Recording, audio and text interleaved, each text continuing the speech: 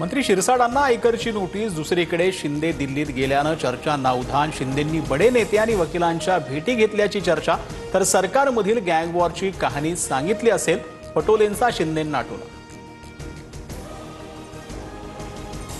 जनसुरक्षा विधेयक विधानसभेत मंजूर। या कायद्याअंतर्गत सरकार विरोधात बोलणाऱ्यांना अटक करणार नाही। विरोधकांच्या शंकेवरती फडणवीसांचं स्पष्टीकरण।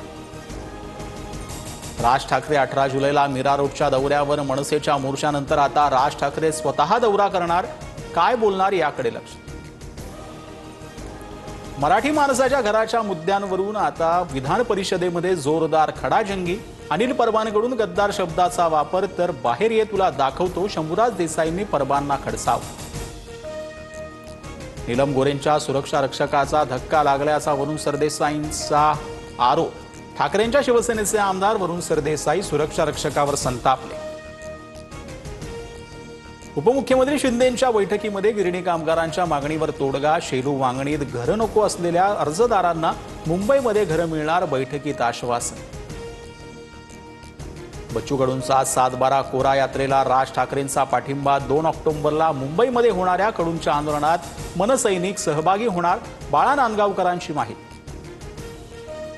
परमबीर सिंह यांना खंडणी प्रकरणात सीबीआयकडून क्लीन चिट। सिंह आणि इतर पोलिसांवर 5 गुन्हे दाखल असल्याचं प्रकरण।